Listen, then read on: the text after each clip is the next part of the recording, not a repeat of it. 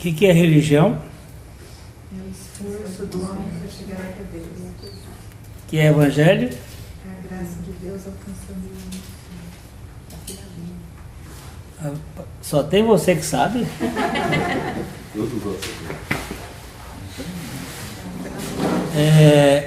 Religião somos nós fazendo para, através dos nossos méritos, da nossa justiça, ao tentarmos alcançar, que é uma tentação. O Evangelho é Deus fazendo. É Deus chamando, é Deus capacitando, é Deus salvando, é Deus santificando, é Deus. A história de Abraão é a história de uma redenção. Um homem buscado e trabalhado pela graça de Deus. A história de Ló é uma história de religião.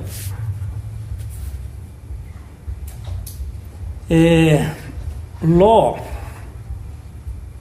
ele não foi chamado. Ele aparece no processo como um intruso.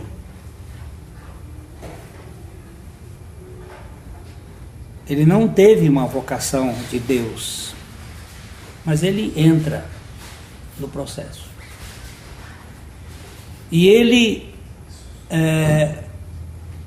vem como algo que não fazia parte daquilo que Deus havia dito, porque Deus disse: Abraão, sai da tua terra, sai da tua parentela, vá para o lugar que eu te mostrarei. Então tudo faz crer que Ló acabou se metendo nesse processo.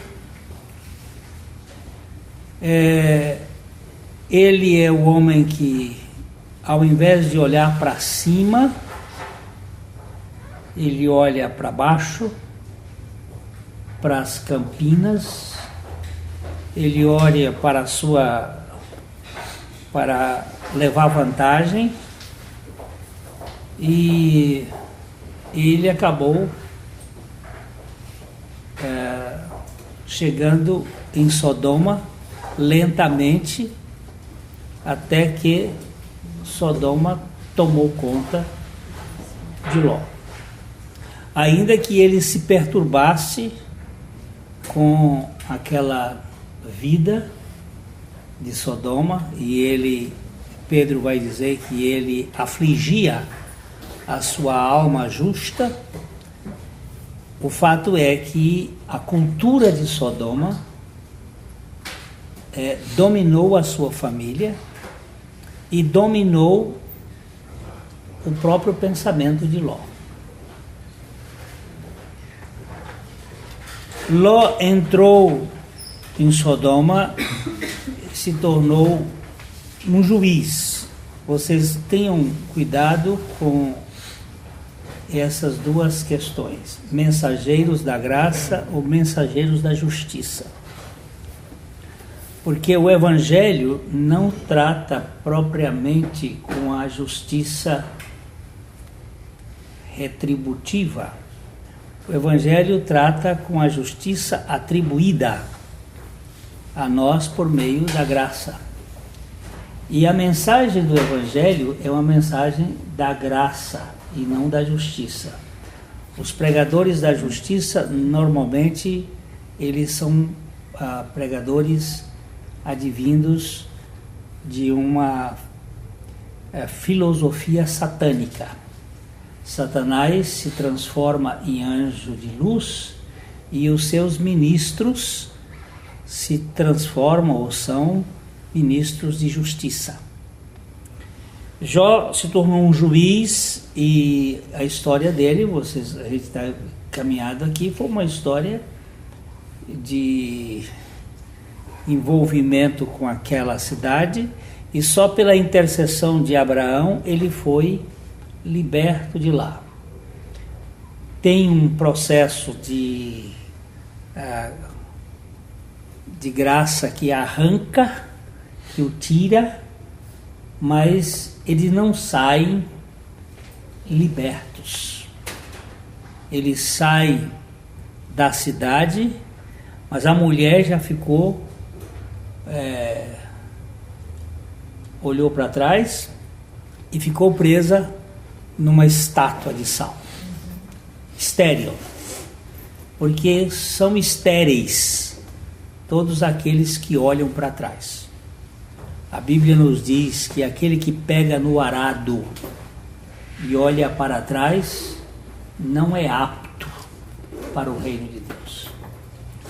E o apóstolo Paulo diz assim: esquecido das coisas que para trás ficam e avançando para as que diante de mim estão, eu prossigo para o alvo da soberana vocação de Deus em Cristo Jesus.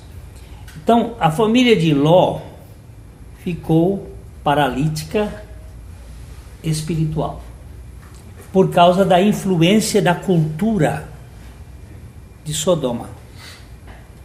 Eles foram retirados e ele, que não gostava de montanhas, porque a montanha leva você a olhar para cima, ele teve que agora pedir a Deus para levá-lo para Zoar, mas ele não ficou em Zoar, ele foi habitar em cima de um monte. Quando ele desceu para Sodoma, ele era rico. Quando ele saiu de Sodoma, ele era pobre. Sodoma consumiu tudo que Ló possuía. Ele saiu velho, sem família, sem relacionamento. Ele saiu pobre. Ele ficou uma pessoa com uma história triste, porque ele não teve os seus olhos voltados para o Senhor. A Bíblia nos diz assim: olha para mim e sereis salvos, porque eu sou o Senhor e não há outro. Olha para mim. Para onde é que você está olhando? Você está olhando para as vantagens que você vai levar? Então, eu estou olhando para onde? Que lugar estão postos os meus olhos?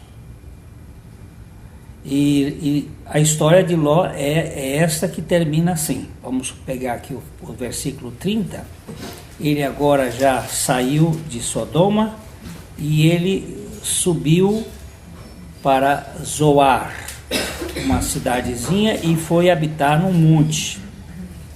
Subiu Ló de Zoar e habitou no monte, ele e suas 2 filhas, porque receavam permanecer em Zoar.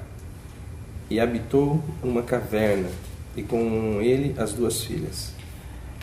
A história dele termina numa caverna. Ou seja, um homem que teria tido oportunidade de crescer na sua vida espiritual, ele termina os seus dias enfiado numa caverna. Ele perdeu perdeu a cidade onde ele morava, ela foi destruída, perdeu os seus genros e ficaram lá, ele não conseguiu influenciar. Ele perdeu os seus amigos, ele perdeu a mulher, ele perdeu os seus bens.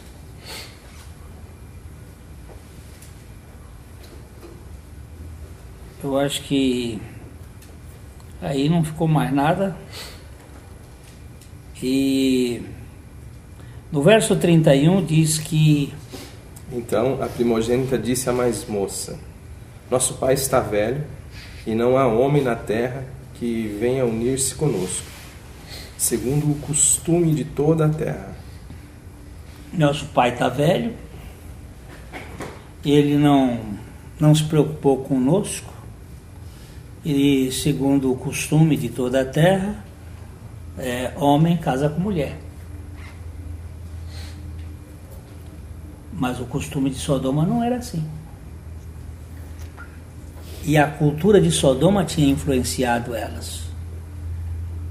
E essa proposta que ela vai fazer aqui é uma proposta exatamente do sistema da religião. Quando você não confia em Deus, você tem que fazer uma saída para o seu problema. Vem, façamo-lo beber vinho, deitemo-nos com ele e conservemos a descendência de nosso pai. Você vê que as duas tiveram uma conversa e ela disse: vamos fazer um projeto de ter filhos. Assim como Sara fez filhos segundo a carne, essas moças também estavam dentro de uma cultura de carne que iam fazer. E ela diz assim: façamo-lo beber vinho. A Bíblia diz assim: não vos embriagueis com vinho em que há dissolução, mas enchei-vos do Espírito Santo. Ao invés de buscar a sobriedade do Espírito Santo, elas foram procurar a embriaguez do vinho para tirar a sensatez do velho e poder, pela carne, gerar um filho ou filhos à sua descendência. E aqui nós vemos que o verso 33... Naquela noite, pois, deram a beber vinho a seu pai. E entrando a primogênita, se deitou com ele, sem que ele o notasse, nem quando ela se deitou, nem quando se levantou. Você presta atenção que a Bíblia diz: deram. As duas estavam pactuadas para fazer isto aqui. Deram de beber vinho a seu pai, mas obedeceram uma ordem. A primogênita primeiro vai e deitou-se com ele sem que ele notasse. A embriaguez tira a lucidez das pessoas. Quando você toma um pouco mais de vinho, às vezes você faz coisas sem perceber. Há um dia desses aí, uma menina me procura chocada porque os amiguinhos tomaram e beberam com ela e depois fizeram um filme abusando, e ela não se lembra de nada disso. Um amigo meu dos Estados Unidos, sábado, ligou para mim, eu vi a ligação dele, depois que eu saía do casamento. Aí eu vi a ligação e retornei o chamado, e ele me atendeu e conversou comigo assim, com a voz pastosa, e falou, e disse assim: estou muito cansado. Eu disse: então vai descansar. Falamos uns 2 minutos e hoje ele me ligou e ele disse: você me ligou sábado? Eu vi no Bina do meu telefone, você falou comigo? Eu digo: eu falei uns 2 minutos. Ele disse: rapaz, eu tinha tomado uns vinhos, eu estava mais para lá do que para cá, não vi. Então isso acontece. Isso não estou falando para dizer que isso não é um episódio que não aconteça. não é uma ficção. E no dia seguinte, verso 34. No dia seguinte disse a primogênita mais nova: Deitei-me ontem à noite com meu pai. Demos-lhe a beber vinho. Também esta noite entra e deita-te com ele, para que preservemos a descendência de nosso pai. Aqui tem um princípio bíblico que é muito interessante. E no mundo da impiedade, você não somente peca, mas também aprova o que vai pecar, o mesmo pecado que você faz. E a Bíblia diz, não somente fazem, mas também aprovam os que assim procedem. E nós queremos chamar para o nosso lado o maior número de eleitores que votem no mesmo candidato. Esse é um princípio bem da carne.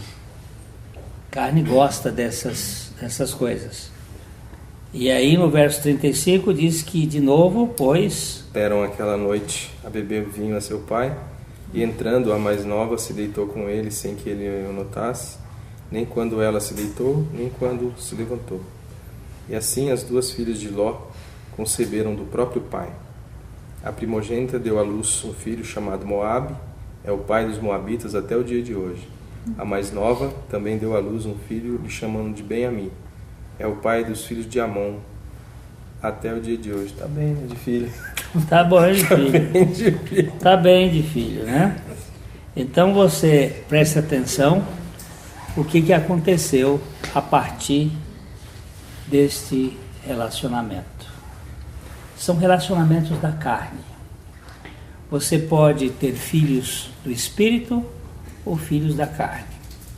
Os filhos do Espírito são feitos na impotência do homem e no poder de Deus. É o caso de Isaac. Os filhos da carne são feitos através de tratativas. Você dá um jeito de produzir este filho. Isso, por exemplo, carnalmente falando, são esses métodos de salvação por emoção. Você leva as pessoas nas pregações e usa metodologias para produzir conversões. Quem aceita Cristo. Conta histórias emotivas, as pessoas choram e as pessoas tomam decisões. São essas decisões feitas a partir do emocional, mas sem nenhuma revelação do Espírito Santo. Eu mesmo me lembro que lá no Rio de Janeiro, quando houve uma conferência internacional no Maracanã, na igreja onde nós frequentávamos, que ficava ali muito próximo ao Maracanã, Igreja Batista de Vila Isabel, o meu sogro era o pastor e eu estava como seminarista na época, então eu recebi a incumbência de visitar os decididos.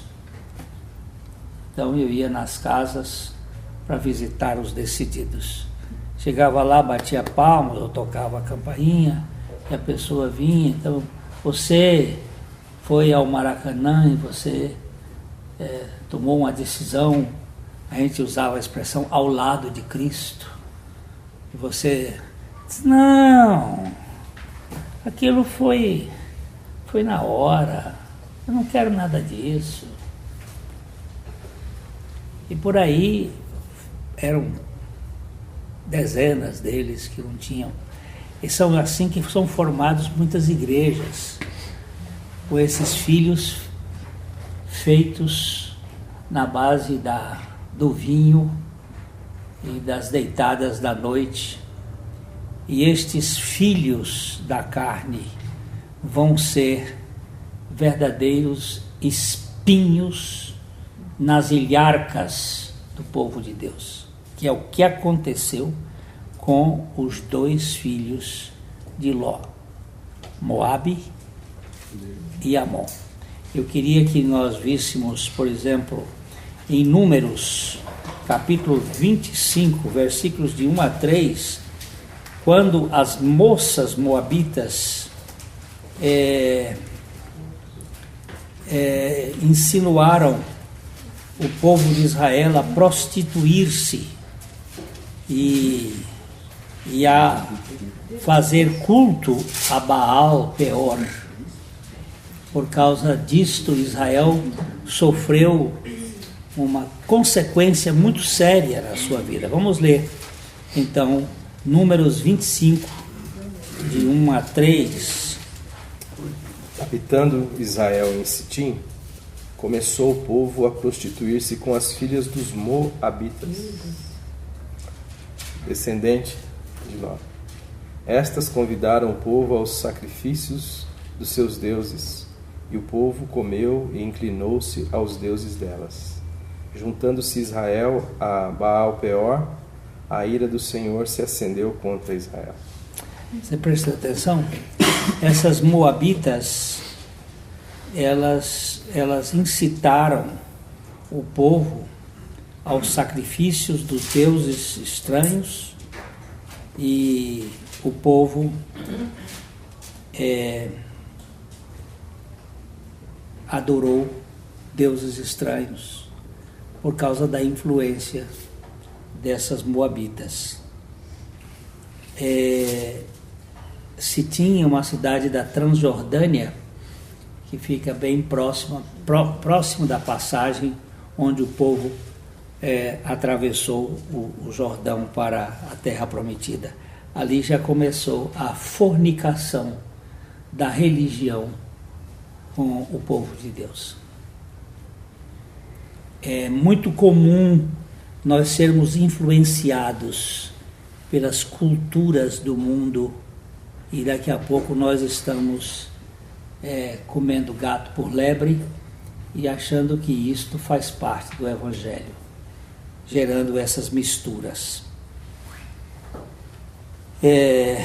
Vamos ler em 1 Reis, capítulo 11, versículo 33, que também fala aqui de Amon, os amonitas, que trouxeram uma maldição para Israel muito séria.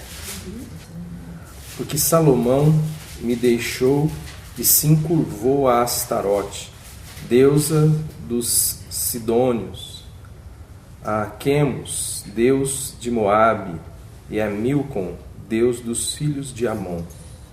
E não andou nos meus caminhos para fazer o que é reto perante mim, a saber, os meus estatutos e os meus juízos, como fez Davi, seu pai. Salomão, o homem sábio, que soube julgar, fez um dos juízos mais adequados com aquelas 2 prostitutas, trazendo ilustração perfeita de como o amor faz. Foi um homem cooptado pelas mulheres, e as suas mulheres o influenciaram, e ele se encurvou a Astarote, essa deusa dos Sidônios. Ela é a mesma Samiramis que eu me referi domingo passado lá na nossa igreja, que está na nota de todas as notas do nosso dinheiro. Ela é a mesma. Nós temos uma palavra em inglês que se refere a essa dona Astarote, que é a Easter. Easter em inglês é Páscoa. E Astarote, ela era celebrada exatamente na época da primavera, quando renasce no hemisfério norte a vida. E ela é uma deusa chamada a Rainha do Céu. E também o Quemos, deus de Moabe, e Milcom, ou Moloque, que é um deus que os judeus acabaram sacrificando os seus filhos no vale de Inom, porque Moloque era um deus feito de ferro e ele tinha os braços formando aqui uma fornalha, eles colocavam brasa e jogavam a criança em cima dos braços dele e rufavam os tambores para não se ouvir os gritos das crianças, e assim eles prestavam sacrifício de crianças. E se você acha que esses sacrifícios acabaram, você não sabe nada de história. Você está vivendo numa bolha de borracha. Porque hoje nos Estados Unidos, no Brasil, na Bolívia ou em qualquer país do mundo existem sacrifícios de crianças aos deuses apaziguadores da fúria humana.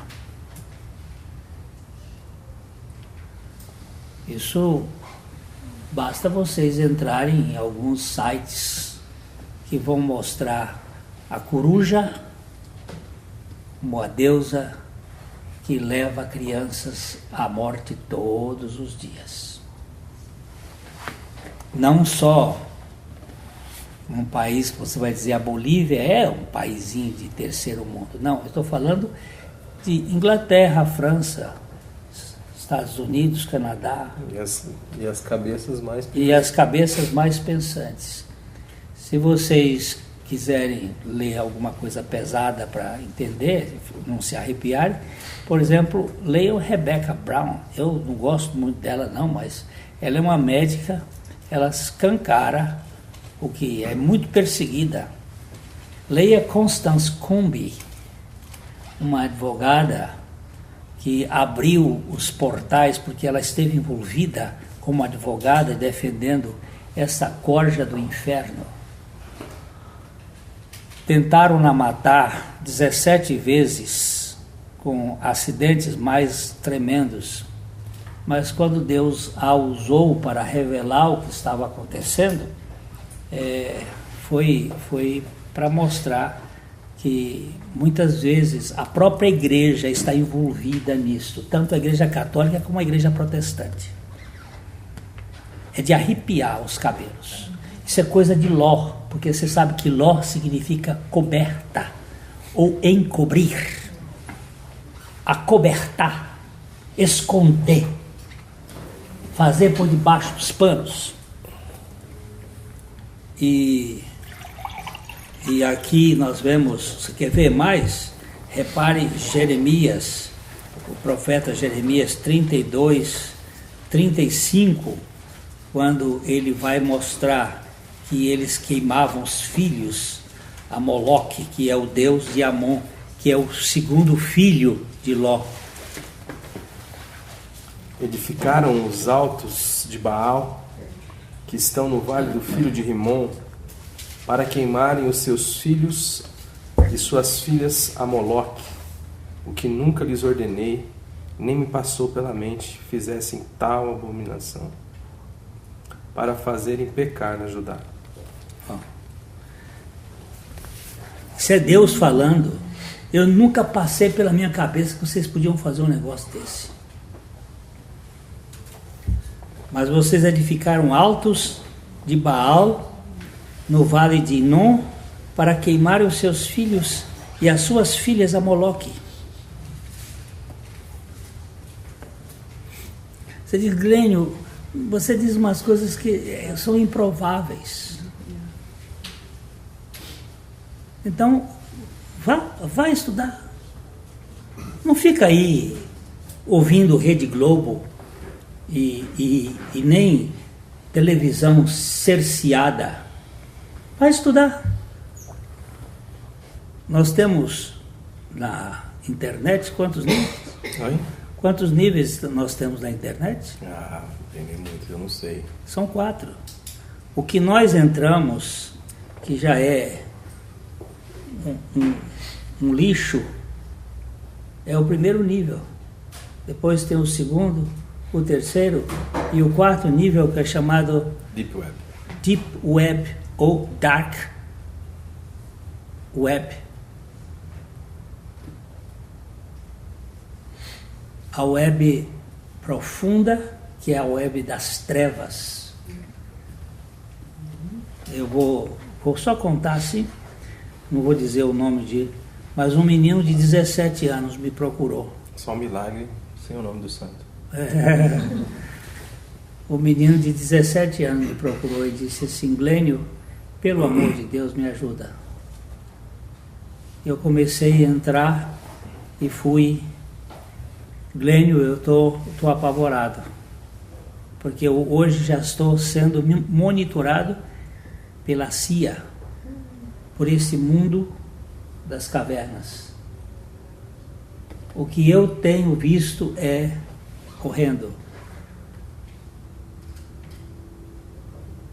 Eu não tenho lugar, não tenho sossego mais na minha alma. Eu não tenho sossego nem de dia nem de noite.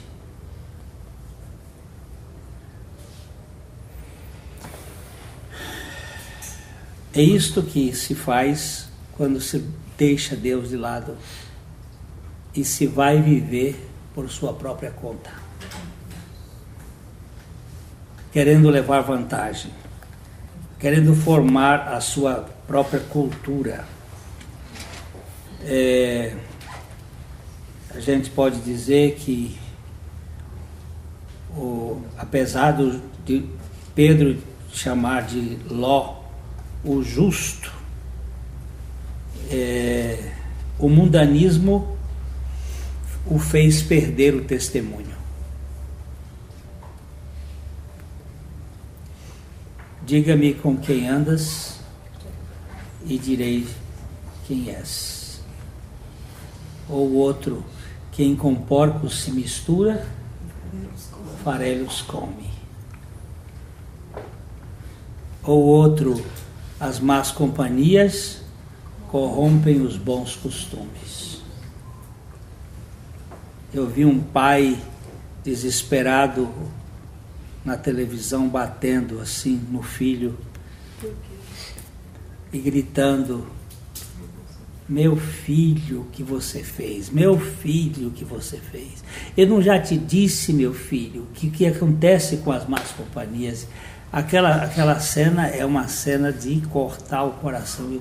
Eu terminei ali vendo, chorando, vendo aquele pai desesperado porque o filho tinha roubado celulares, estava lá com uns 6 ou 8 celulares roubados, isso para subvencionar o vício da droga. Agora, se você achar que a droga é feita, é promovida pelos descamisados, você também é outro iludido. Eu estava fazendo um estudo bíblico aqui numa casa de um médico, e lá estava uma moça que foi jornalista de uma grande rede de televisão. Não vou também dar as coisas para... Mas essa moça disse: eu fui fazer uma reportagem lá na Rocinha, no Rio de Janeiro, e fogo cruzado entre a turma de cima e a turma de baixo. E eu fiquei embaixo, na turma de baixo, na casa de um traficante. E ele dizia para mim assim: moça, você pensa que nós somos bandidos? Os bandidos estão lá na Vieira Soto, nos apartamentos de luxo. Nós somos apenas distribuidores. Eu tenho 4 filhos para criar e eu ganho bem, mas os caras sabem quando o avião chega no Santos Dumont.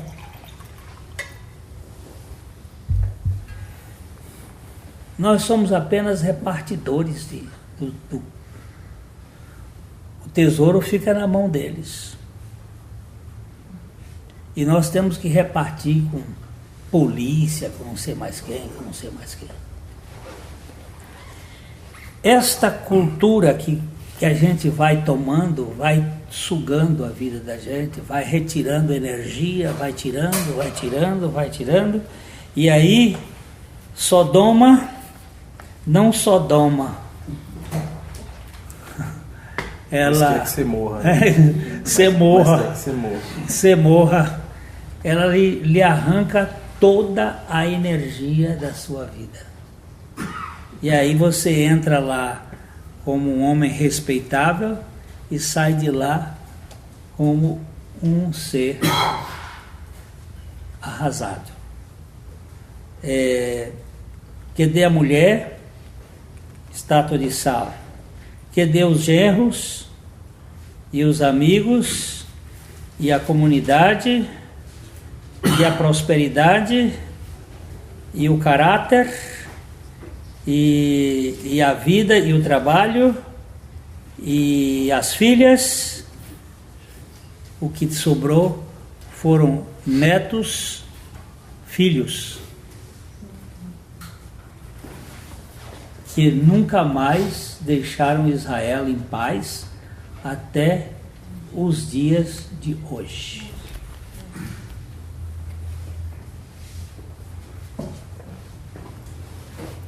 Aí vai um sem dedo. Já botou o apelido aqui, um desdedado, né? Um presidente brasileiro vai lá na Jordânia e faz chacota em cima da guerra de 4.000 anos e diz assim: essa guerrinha de mascate, diz que o tradutor teve que mascar para não dar a palavra, porque ele botou aqueles caras do turbante na cabeça, chamou de mascate. Dava até trabalho para os tradutores, porque eles não tiveram que sustentar para para não dar outra guerra. Aí ia dar com o Brasil. Como se fala idiotice, né? Vamos ler um texto para pelo menos trazer esperança. Hebreus 2. Vamos começar aqui com o versículo 1. Importa que nos apeguemos com mais firmeza às verdades ouvidas, para que delas jamais nos desviemos. Por favor, minha gente, preste bem atenção no que a palavra de Deus está dizendo. Apeguemo-nos com mais firmeza às verdades ouvidas, para que delas jamais nos desviemos. Se, pois, se tornou firme a palavra falada por meio de anjos, e toda transgressão ou desobediência recebeu justo castigo, como escaparemos nós se negligenciarmos tão grande salvação?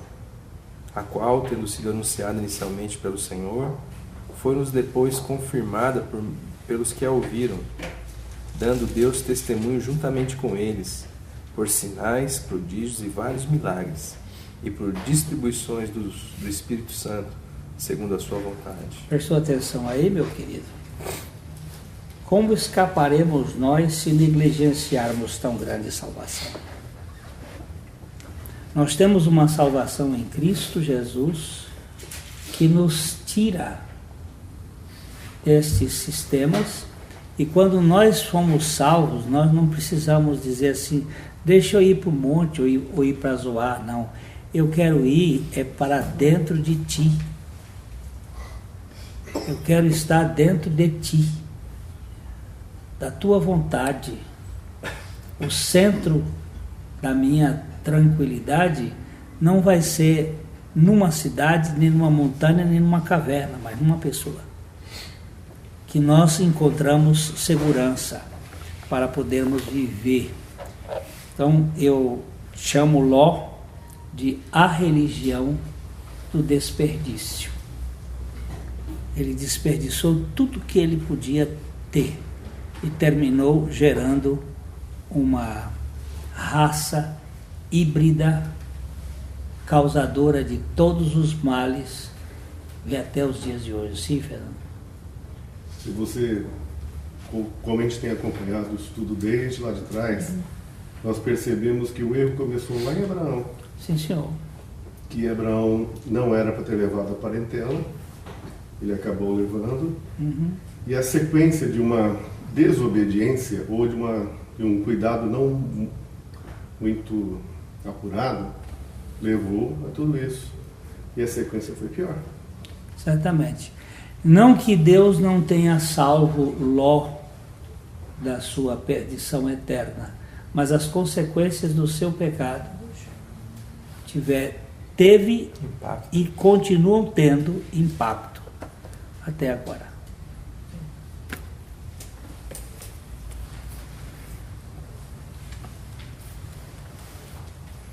Acho que algumas questões que ficam claras para nós e que a gente precisa ter cuidado, pelo menos na minha maneira de ver, é com essa questão da contramão em que o Evangelho nos coloca. E é interessante que John Stott escreveu um livro chamado A Contracultura Cristã, apontando justamente esse peso que a nossa cultura exerce, mas é muito paradoxal, porque ao mesmo tempo que ela exerce um peso, a gente parece que não percebe, porque ele vem quase que de uma forma sutil. É questão de tradição, de religião, de pai, de mãe, de cultura, de país, enfim. E Jesus tem uma fala no capítulo 7 de Marcos, eu vou ler do versículo 5 até o versículo 9.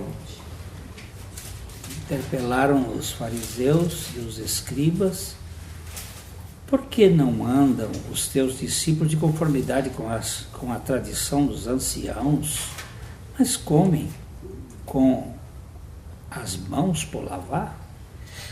Respondeu-lhes: bem profetizou Isaías a respeito de vós, hipócritas, como está escrito: este povo honra-me com os lábios, mas o seu coração está longe de mim. E em vão me adoram, ensinando doutrinas que são preceitos de homens. Negligenciando o mandamento de Deus, guardais a tradição dos homens. E disse-lhes ainda: jeitosamente rejeitais o preceito de Deus para guardardes a vossa própria tradição. Isso é Jesus falando, né? Nós vivemos dentro de um país que tem o seu campo religioso formado na ideia da barganha. Então, os índios nos ensinaram a barganhar com as entidades da floresta, os negros nos ensinaram a barganhar com os orixás, os europeus nos ensinaram a barganhar com os santos, né? E a gente acha que isso não tem nenhuma implicação, às vezes, em nós. E às vezes o que nós tentamos buscar como aferidor da nossa fé é justamente aquilo que faz sentido à cultura, aquilo que de alguma maneira é entendido como sábio, como adequado, mas do ponto de vista da cultura e da tradição. E o Evangelho é necessariamente sempre a cultura do reino de Deus. É um novo. Muitas pessoas se permitem ser enganadas, e aqui nós estamos falando dentro desse contexto de novo de desconstruindo a religião, porque a fala vem recheada de termos Deus, Jesus, Bíblia. Não é difícil a gente começar um estudo, ou estar num grupo de estudo novo, ou que uma pessoa nova apareça no estudo e diga assim: bom, falando de Deus tá bom, né? Porque essa é a ideia. A ideia da cultura. O Glênio falou esses dias que o filho dele pediu: pai, ora por mim para que não se apodere de mim uma cultura cristã, né? Para que eu tenha uma experiência, mas uma experiência verdadeira, uma experiência de vida, um impacto de vida. Porque senão a gente pode entrar, pode fazer parte de grupos, pode orar, pode cantar, pode servir, pode ser ministros, mas está servindo a uma cultura cristã. E o Evangelho ele é contracultural. Existia toda uma tradição, uma maneira de perceber o mundo, e isso está colocado dentro do texto. Uma outra questão que o Glenn colocou é que a saída de Ló, em relação, ele falou bem no comecinho, né, que ele vai aos poucos, né, chegando até Sodoma e Gomorra. E nós sabemos que o objetivo dele ali foi a vantagem, né? Quando ele estava com Abraão, e Abraão falou, se você for para a direita eu vou para a esquerda, se você for para o vale eu subo para o monte. Ou seja, ele olhou e viu toda a planície de Sodoma e Gomorra e teve ali no coração dele uma cobiça. Achou que aquilo era vantajoso de alguma forma. E a cruz de Cristo nos coloca sempre em choque com esse pensamento. Porque a cruz de Cristo, a ação de um Deus que se permite morrer numa cruz, ela não é para salvar-se a si, ela é para salvar os outros. Então, sempre que a minha relação com Deus tem como objetivo a mim mesmo, a minha vontade, eu preciso acender aí o alarme, o alerta, porque provavelmente eu estou entrando num caminho errado, que ele é anticruz. Agora, é por isso que a palavra de Deus vai dizer assim, quem quer salvar a sua vida, vai perdê-la, mas quem por amor de mim a odiá-la, vai encontrar. Então, se a minha relação com Deus, ou a pseudo-relação com Deus, se o meu envolvimento com as coisas de Deus tem como objetivo a minha vantagem, e esta é uma proposta da religião, né? E ela vem com vários discursos. Eu sei que todos nós temos necessidades, e todas as nossas necessidades podem ser apresentadas diante do Senhor. Ele nos ensina a fazer isso. Mas nós precisamos sondar o nosso coração, porque quando nós estamos no caminho da vantagem e não da carência, quando o que a gente quer é Deus por causa da paz, é Deus por causa da cura, é Deus por causa da riqueza, é Deus por causa, enfim, de qualquer outra coisa que não seja o próprio Deus, que não seja essa relação despertada pelo amor de Deus constrangedor que nos levou a essa consciência de dizer assim, eu preciso de Ti, só o Senhor tem as palavras de vida, não consigo mais viver sem o Senhor. Assim como a corça, como o salmista vai dizer, né? Anela, deseja pelas águas, eu anseio por Ti.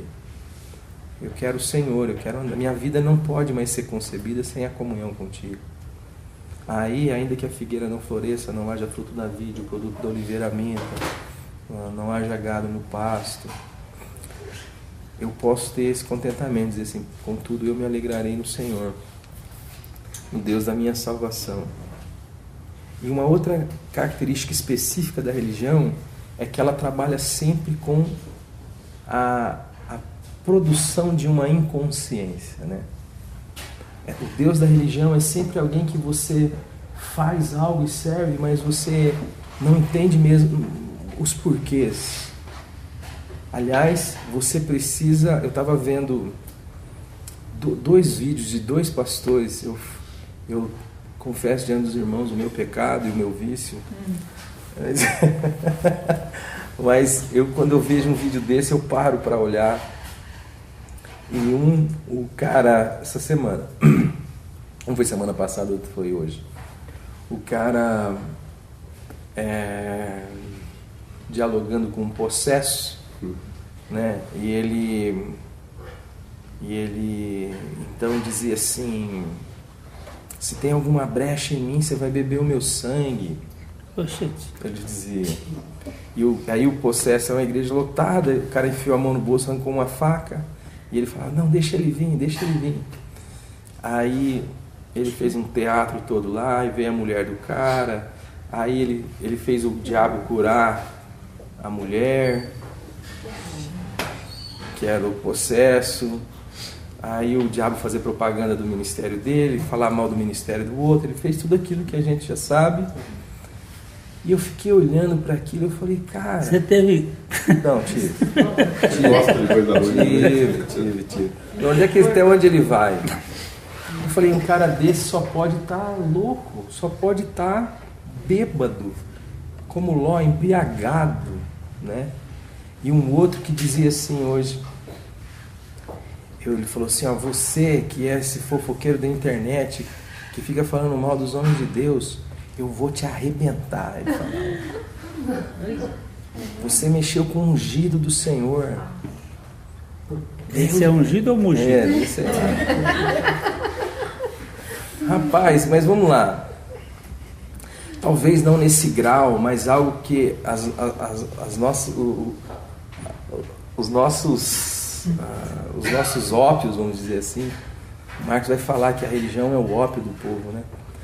É esse negócio que nos aliena, que tira de nós a consciência de poder, algo que a Bíblia chama de discernimento, né? De perceber as coisas que são do Senhor e as coisas que não são do Senhor. E isso, quando a gente vai pensar, é maioria no nosso meio, né? E daí isso me fez lembrar de um texto de Isaías 28,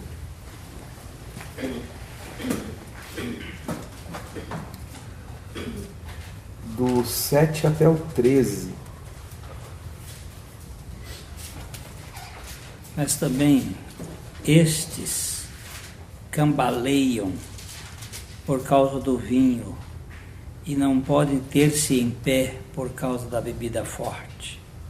O sacerdote e o profeta cambaleiam por causa da bebida forte. São vencidos pelo vinho. Não podem ter-se em pé por causa da bebida forte. Erram na visão, tropeçam no juízo. Porque... Até o 7? Eu vou ler até o 13 mesmo. Porque todas as mesas estão cheias de vômitos, e não há lugar sem impudicícia.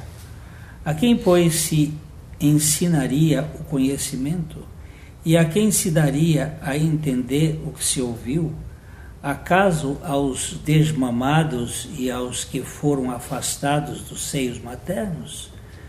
Porque é preceito sobre preceito, é preceito e mais preceito, é regra sobre regra, é regra e mais regra, um pouco aqui, um pouco ali, pelo que por lábios gaguejantes e por língua estranha falará o Senhor a este povo, ao qual ele disse, este é o descanso, dai descanso ao cansado. E este é o refrigério, mas não quiseram ouvir. Assim, pois, a palavra do Senhor lhes será preceito sobre preceito, preceito e mais preceito, regra sobre regra, regra e mais regra, um pouco aqui, um pouco ali, para que vão e caiam para trás e se quebrantem e se enlacem e sejam presos. Esse texto, essa relação com a religião que tem como objetivo tirar de nós a consciência, de saber discernir aquilo que é do Senhor e aquilo que não é, de nos colocar num espírito com Ele, aquilo que Jesus vai dizer assim, eu já não vos chamo mais de servo, mas eu vos chamo de amigo, porque o servo não sabe o que faz o seu Senhor. Sabe, de olhar e reconhecer, falar, quando aquilo não é do Senhor, sabe, quando o Espírito bate, fala assim, rapaz, tem alguma coisa aí que não está batendo, né? Tem alguma coisa aí que... Mas as pessoas estão envolvidas num processo religioso tão terrível. E aqui ele dá a questão dos sacerdotes, mas não há nenhuma relação com a sabedoria, com o discernimento, com aquilo que é justo. Então, o produto normalmente a ressaca disso é sempre muito ruim. Tem um livro que chama Feridos em Nome de Deus, que fala desse envolvimento de pessoas com essa religião de entorpecimento. Ló foi entorpecido, foi chegado no vinho, para não saber nem o que estava fazendo, e o produto da ressaca foi terrível, como o Glenn está dizendo, até os dias de hoje.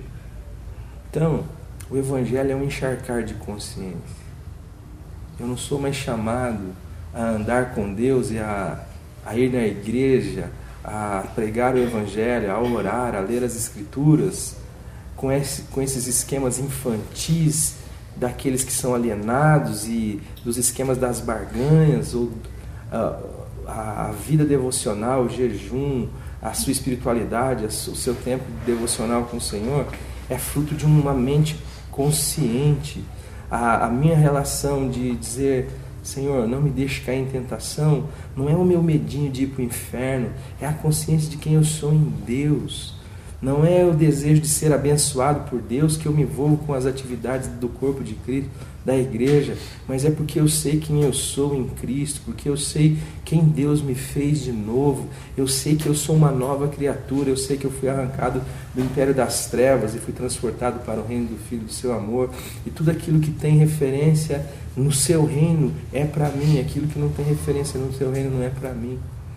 Mas não mais com esses doces, com esses pirulitos, com essas coisas que tiram de nós, de fato, a verdade do que nós somos enquanto filhos de Deus, e nos transformam em religiosos, ainda que sacerdotes, ainda que pastores.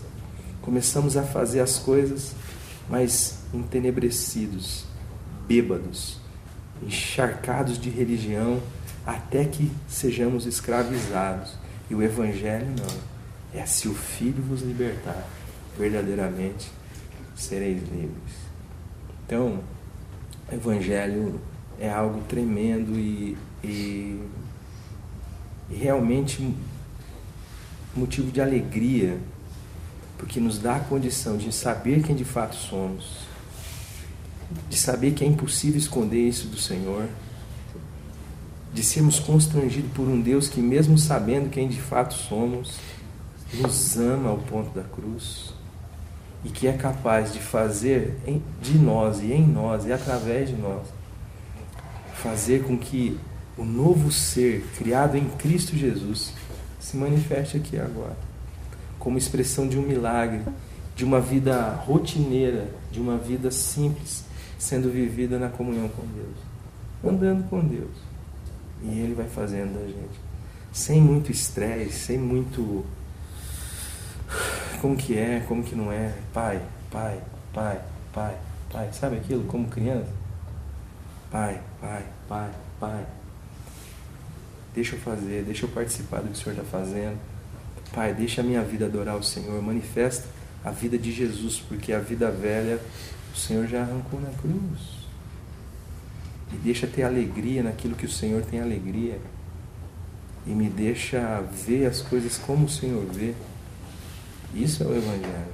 Então, essas são essas três questões: a cultura, a vantagem e aquilo que nos deixa embriagados e que no final vai produzir em nós uma ressaca, e essa ressaca é terrível, e às vezes nós nos deparamos com uma situação que não tem mais como remediar. No caso de Ló, são 2 filhos e que dão um problema até hoje. Ok, meus queridos. Esse texto final que o Alexandre leu sobre Deus oferecendo um descanso ao cansado, e o cansado está tão anestesiado com o vinho, com a embriaguez, com o sistema, que simplesmente é preceito sobre preceito, regra mais regra. Isso é que faz sentido. Aí ele diz: mas eles vão cair, estatelar e vão perder a noção. O que você quer? Você quer relacionamento com Deus, ou você quer regras para dar sentido ao seu modo de andar? Deus disse a Abraão: você vem comigo, eu não vou te dar GPS não, senhor. Você não vai andar por conta própria e não vai ter mapa 4 rodas para você. Você vai rodar comigo. E você comigo, você vai ser perfeito. Quando a gente quer Deus, ainda que a gente caia, Ele mesmo nos levanta. E faz todo sentido. É Ele e não os sistemas. Que o Senhor nos dê essa graça de andarmos com Ele. Amém.